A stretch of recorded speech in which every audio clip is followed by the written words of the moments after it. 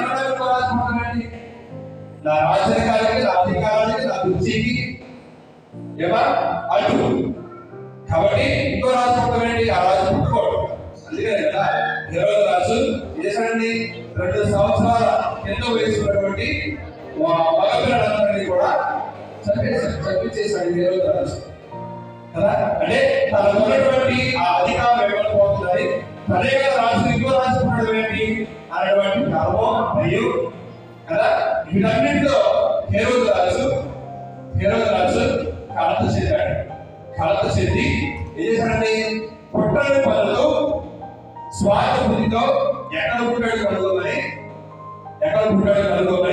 ముగ్గురు జ్ఞానానికి చెప్పడానికి మనం చూస్తున్నాం. దేవుని ప్రణాళిక వేరేగా ఉంది కాబట్టి వేరే మాట్లాడిన వాళ్ళు ప్రభుని ప్రకటిస్తూ వెళ్ళిపోయారు. ప్రియమైనటువంటి సహోదరి సహోదరులా, ఈ హేరోదు రాజు కలత చెందాడు. ఇప్పుడు నీవు నేను కూడా కలత చెందే వారిగా ఉన్నామా?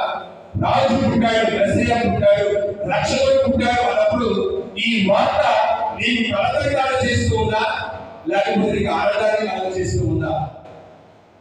నీకు ఈ వార్త కలత కలిగిస్తుంది అంటే నీవు దేవుని యొక్క సందేశాన్ని అంగీకరించాలి కానీ, దేవుడు కలిసిన రక్షణ పొందడానికి కానీ, దేవునితో పరిచయాన్ని ఏర్పాటు చేసుకోవడానికి కానీ, దేవునితో మాట్లాడడానికి కానీ, దేవునికి అనుగుణానికి కానీ, దేవుని ఆరాధించడానికి కానీ, దేవునికి నీ జీవితాన్ని సమర్పించుకోవడానికి కానీ నీవు సిద్ధంగా లేవు అని అర్థం.